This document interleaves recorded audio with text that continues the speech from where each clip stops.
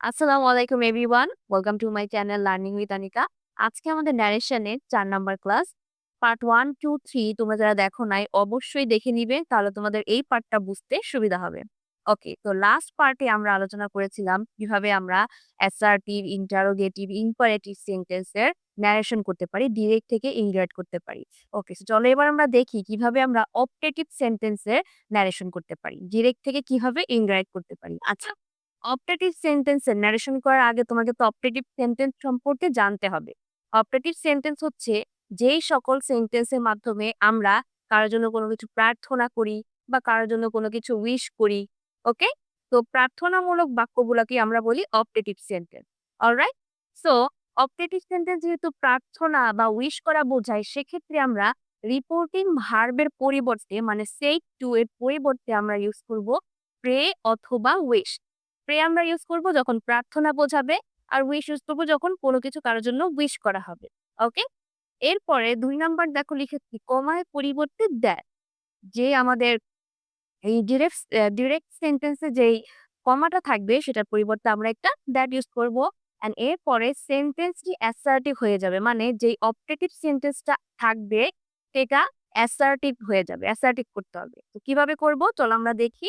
আচ্ছা, একটা এক্সাম্পল দেখো। My father said to me, may you pass the exam. Okay? আমার বাবা আমাকে বলেছিল, may you pass the exam. মানে দোয়া করি যেন তুমি পরীক্ষায় পাশ করো। তাহলে আমার বাবা আমার জন্য কোনো কিছু প্রে করেছে, প্রার্থনা করেছে। তো এক্ষেত্রে আমি এটাকে কিভাবে ইনডাইরেক্ট করব? চলো আমরা একটু দেখি। ওকে। তো আমরা কি করব? মাই ফাদার এটা আমরা সেম লিখব। And paid two.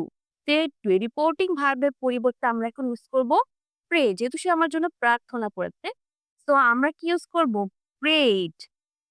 প্রেড কেন ইউজ করলাম? যেহেতু এটা সেইড। যেহেতু এটাই পাস্টে আছে তো আমাদেরকে প্রেড ইউজ করতে হবে। আর যদি এটা প্রেজেন্টে থাকতো তখন আমরা প্রে ইউজ করতাম। ওকে। তো প্রেড।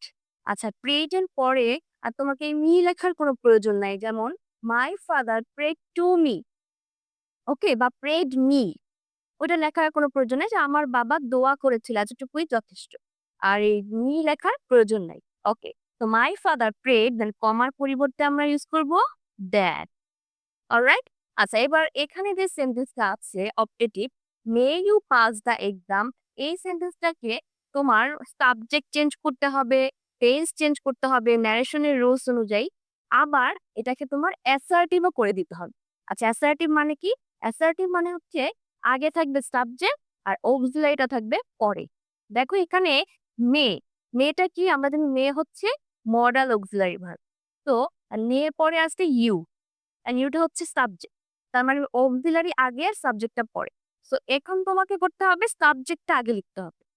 তখনই এটা অ্যাসার্টিভ হয়ে যাবে। ওকে, সো চলো আমরা দেখি। ইউ যেহেতু আছে, আমরা জানি ইউ থাকলে তাহলে সেটা এই নি অনুযায়ী চেঞ্জ হয়। তাহলে ইউ এর পরিবর্তে আমরা লিখব আই। ওকে? অ্যান্ড তারপরে তুমি মডাল অক্সিলারি চেঞ্জটা লিখবে। মেয়ে থাকলে ইনডাইরেক্ট স্পিচে কি হয়? আমরা জানি মেয়ে থাকলে ইনডাইরেক্ট স্পিচে মাইট লিখতে হয়। ওকে? ডিরেক্ট স্পিচে মেয়ে থাকলে ইনডাইরেক্ট স্পিচে আমরা লিখব মাইট। তো আমি লিখলাম আই মাইট। এরপরে বাকি যা আছে তাই লিখে দাও। Pass the exam. ওকে? তাহলে আমার সেন্টেন্সটা কি দাঁড়ালো? My father prayed that I might pass the exam. এটা কিন্তু ইনডাইরেক্ট হয়ে গেল। আর দেখো এই যে অপটেটিভ সেন্টেন্সটা ছিল এটা অ্যাসার্টিভ ও হয়ে গেল। জাস্ট কি করতে হবে তোমাকে? সাবজেক্টটা আগে দিয়ে দিবা আর অক্সিলারিটা পরে দিয়ে দিবা। তাহলে এটা হয়ে গেল কি? অ্যাসার্টিভ। ওকে? আর যদি কোনো সেন্টেন্সে উইশ করা বোঝো তখন তুমি জাস্ট এই প্রেড এর পরিবর্তে উইশ লিখে দিবা। অলরাইট? তাহলে আশা করি বোঝাতে পেরেছি কিভাবে আমরা অপটেটিভ সেন্টেন্সের ডিরেক্ট থেকে ইনডাইরেক্ট এ চেঞ্জ করতে পারি। ওকে, সো এবার আমরা নেক্সট ওয়ান দেখি এক্সক্লামেটরি সেন্টেন্স। চলো।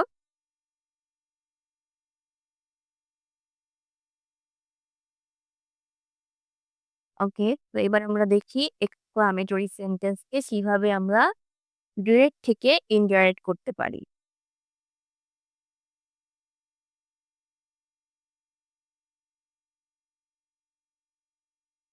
Exclamatory sentence. ওকে, তো এক্সক্লামেটরি সেন্টেন্সে চেঞ্জ করার আগে, ন্যারেশন করার আগে তোমাকে এক্সক্লামেটরি সেন্টেন্স সম্পর্কে জানতে হবে। তো এক্সক্লামেটরি সেন্টেন্স হচ্ছে যে সকল সেন্টেন্স দ্বারা আমরা মনের ভাব আশ্চর্যজনকভাবে বা বিস্ময়সূচকভাবে প্রকাশ করি। ওকে? যেমন কোনো একটা কিছু দেখে আমরা যদি বলি, "ওয়াও! কি সুন্দর একটা ফুল" বা মানে আশ্চর্যজনকভাবে খুশিতেও সেটা হতে পারে অথবা দুঃখ ভারাক্রান্তভাবেও হতে পারে। যেমন কেউ যদি বলল যে, "হায় রে! আমার সব শেষ হয়ে গেল।" বা সে দুঃখ ভারাক্রান্তভাবে মনের ভাবটা প্রকাশ করলো। সো এই ধরনের সেন্টেন্স গুলাকে আমরা বলি এক্সক্লামেটরি সেন্টেন্স। ওকে? তো চলো এবার আমরা দেখি এক্সক্লামেটরি সেন্টেন্স এর কিভাবে তুমি ডিরেক্ট থেকে ইনডাইরেক্ট করবে।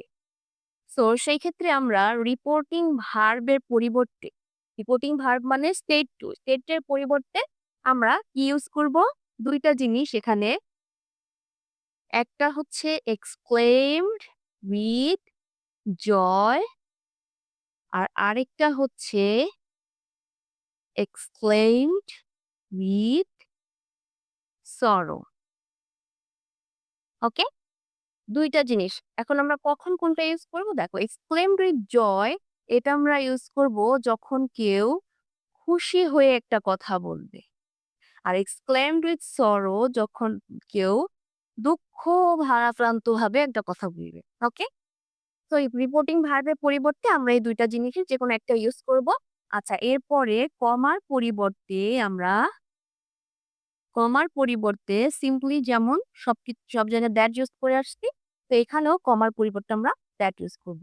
অ্যান্ড এরপরে বাকি সব রুলসই সেম থাকবে। সাবজেক্টের পরিবর্তন, টেন্সের পরিবর্তন ওগুলো সব সেম থাকবে। ওকে? চলো আমরা এবার একটা এক্সাম্পল দেখি। যেমন the students said, "Hooray! Our team have won the game." Okay? Okay, so এখানে আমি কি লিখলাম? একটা ডিরেক্ট স্পিচ লিখলাম। The students said, "hurray! Our team had won the game." মানে স্টুডেন্টরা বলল যে, "হুররে! আমাদের টিম কি খেলায় জিতে গেছে।" সো এটা কি? তারা খুবই মানে আনন্দভাবে একটা কথা মনের ভাবটা প্রকাশ করেছে যে, "হুররে! আমাদের টিম জিতে গেছে।" তো এটাই হচ্ছে এক্সক্লামেটরি সেন্টেন্স। ওকে? সো এটা কিন্তু দেখো খুশিভাবে বলেছে। তাহলে এখন আমরা রিপোর্টিং ভার্বটা যে স্টেট যেটা আছে এই রিপোর্টিং ভার্বের পরিবর্তে কি ইউজ করব? এক্সক্লেইমড উইথ জয়। যেহেতু এটা আনন্দজনক একটা কথা। ওকে? তো তাহলে আমরা কি লিখতে পারি? দ্য স্টুডেন্টস স্টেট এর পরিবর্তে লিখে দিব exclaimed with joy. Exclaimed with joy. Okay, এরপরে কমার পরিবর্তে আমরা কি ইউজ করব? দ্যাট। ওকে? সো এরপরে দেখো এই হুররে কথাটা আর তোমার লেখার কোনো প্রয়োজন নেই। বিকজ অফ হুররের পরিবর্তেই কিন্তু আমরা ইউজ করতেছি এক্সক্লেমড উইথ জয়। মনের ভাবটা কি আনন্দজনকভাবে প্রকাশ করতেছে। তো আবার এই হুররে লেখার কোনো প্রয়োজন নাই। এখন তুমি এর পরের যে বাকি অংশটা আছে এটুকু লিখলেই এনাফ। তো এর পরের অংশটা খেয়াল করো। Our team have won the game. তো আওয়ার টিম বলতে কাদের টিমের কথা বলা হয়েছে? এই যে স্টুডেন্টদের টিম। স্টুডেন্টসরাই তো বলতেছে যে আমাদের টিম। তার মানে এখন আমরা কি লিখবো? আওয়ার টিমের পরিবর্তে লিখবো দেয়ার টিম। ওকে? যেহেতু স্টুডেন্টসরা মানে কি তাদের। এখন আওয়ারটা হয়ে যাবে দেয়ার। দেয়ার টিম আচ্ছা হ্যাভ অক্সিলারি যদি হ্যাজ থাকে তাহলে ডিরেক্ট স্পিচ থেকে দিয়ে মানে ইনডাইরেক্টে তখন কি হবে? হ্যাড হবে। আমরা জানি অক্সিলারি যদি হ্যাভ থাকে তখন ইনডাইরেক্টে হয়ে যাবে হ্যাড। ওকে, এরপরে বাকি যা আছে তাই বসিয়ে দাও। Won the game. অলরাইট? তো দেখো আমার ইনডাইরেক্টে কি হলো? The students exclaimed with joy that their team had won the game. Okay, easy না বিষয়টা? আচ্ছা এবার আমরা আরেকটা এক্সাম্পল দেখি।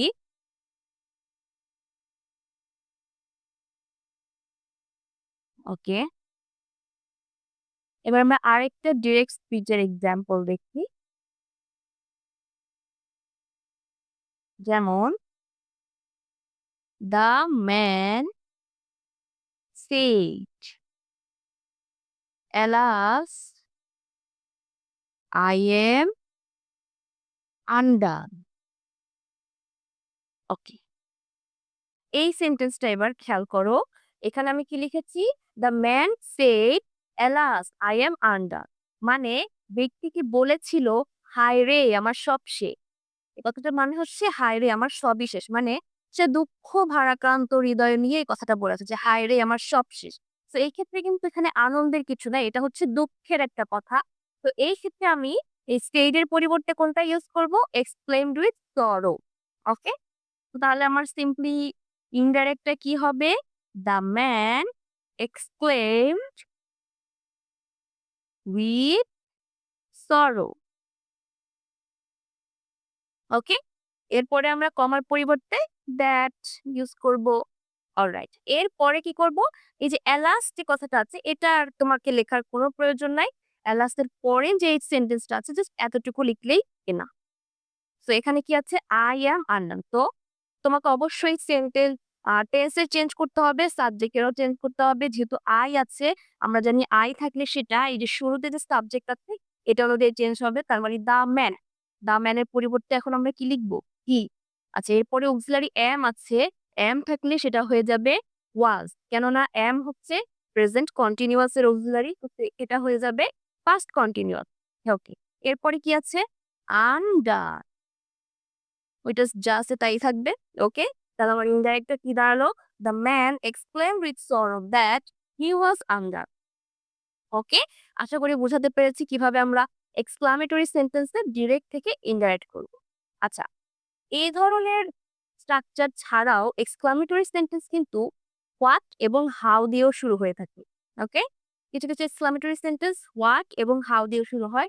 যেমন এই যে হুররে, অ্যালাক বা ওয়াও, এই ধরনের ওয়ার্ড গুলো ছাড়াও হাউ এবং হোয়াট দিয়েও শুরু হয়। তো যখন হাউ এবং হোয়াট দিয়ে শুরু হবে তখন আমরা সেটা কিভাবে ডিরেক্ট থেকে ইনডাইরেক্ট করব, এখন আমরা একটু সেটাই দেখব। ওকে,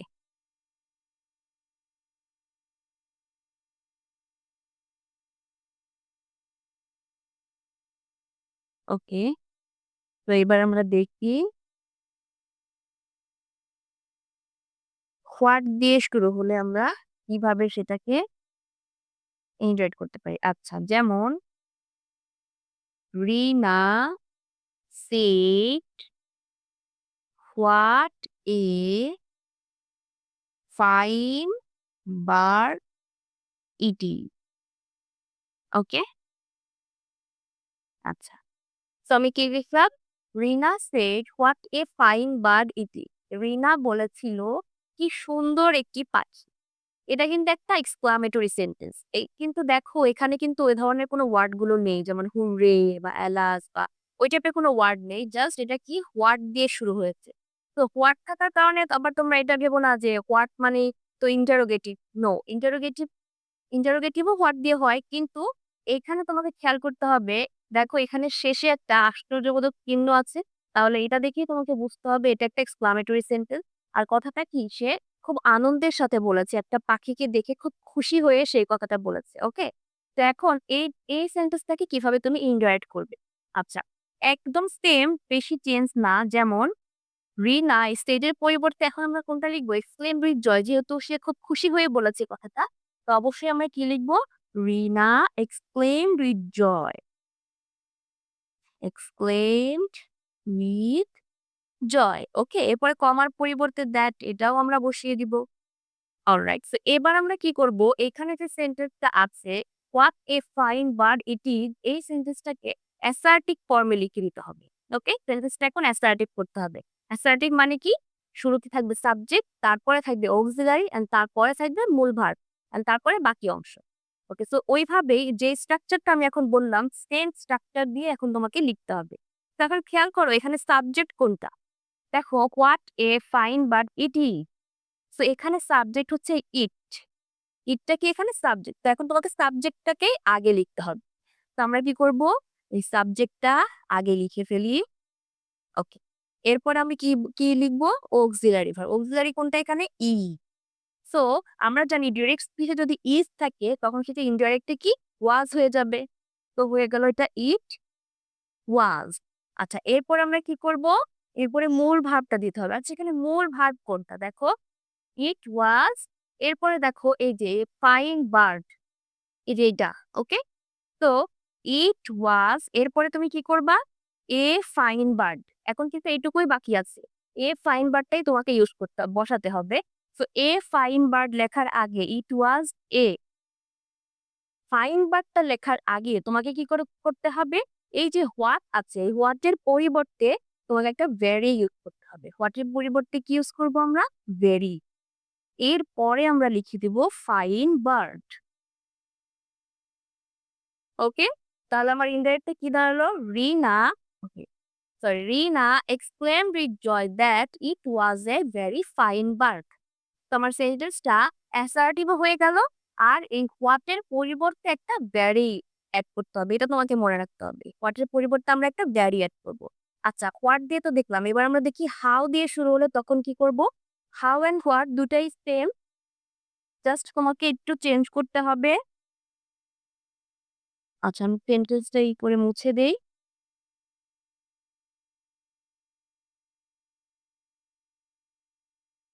সেম এটাই আমি লিখি। Rina said how beautiful the garden is. Okay, তো এবার আমি একটা সেম ওইটার মতোই, জাস্ট এখন হাউ দিয়ে শুরু হয়েছে।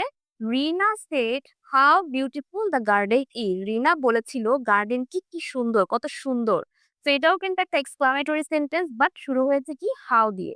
হাউ এবং হোয়াট দুটা যে কোনো একটা দিয়ে শুরু হোক না কেন, নিয়ম কিন্তু তোমার সেমই থাকবে। এটা হচ্ছে কি, প্রথমে আমরা লিখবো রিনা এক্সক্লেমড উইথ জয়। ওকে, এরপরে আমরা কমার পরিবর্তে দ্যাট লিখলাম। আচ্ছা, এরপরে এখানে যে সেন্টেন্সটা আছে এক্সক্লামেটরি সেন্টেন্সটাকে অ্যাসার্টিভ করে দিব। অ্যাসার্টিভ কিভাবে করব? প্রথমে subject then auxiliary then verb, যেভাবে আমাদের নিয়ম ছিল। ওকে, সো সাবজেক্ট কোনটা এখানে খেয়াল করো। How beautiful the garden is. এখানে সাবজেক্ট হচ্ছে দ্য গার্ডেন। ওকে, সো আমাদেরকে দ্য গার্ডেনটা আগে লিখতে হবে। তো আমরা লিখে দেই দ্য গার্ডেন। ওকে, এরপরে অক্সিলারিটা লিখে, অক্সিলারি হচ্ছে কি ইজ। ইজ থাকলে সেটা কি হবে? ওয়াজ। অলরাইট, আচ্ছা এরপর আমরা কি লিখবো? বিউটিফুল। এখন কিন্তু বিউটিফুলটাই বাকি আছে, বাট এই বিউটিফুল এর আগে যে হাউ আছে, হাউ এর পরিবর্তে তোমাকে একটা ভ্যারি ইউজ করতে হবে। যেরকম আমরা হোয়াট এর পরিবর্তে ভ্যারি ইউজ করেছি, হাউ এর পরিবর্তেও ভ্যারি ইউজ করে দিতে হবে। তো the garden was very beautiful. Okay, তাহলে আশা করি বোঝাতে পেরেছি কিভাবে আমরা হোয়াট এবং হাউ দ্বারা যোগ শুরু হওয়া এক্সক্লামেটরি সেন্টেন্সকে ডিরেক্ট থেকে ইনডাইরেক্ট করতে পারি। সো এটাই ছিল আমার পুরো এক্সক্লামেটরি সেন্টেন্সের ন্যারেশন। সো আশা করি তোমাদেরকে আমি খুব ভালো মতো বোঝাতে পেরেছি পুরো 5টা সেন্টেন্সের ন্যারেশন চেঞ্জিং। ওকে, তো আজকে ভিডিওটা এই পর্যন্তই। নেক্সট আমার প্যাসেজ ন্যারেশনের উপরে ভিডিও আসবে, ওইটা দেখার আমন্ত্রণ রইলো। আর এই ভিডিওটি ভালো লেগে থাকলে অবশ্যই সাবস্ক্রাইব করবে। কার যদি কোনো প্রশ্ন থেকে থাকে অবশ্যই আমাকে কমেন্ট সেকশনে জানাবে। তো দেখা হবে নেক্সট ভিডিওতে। আল্লাহ হাফেজ।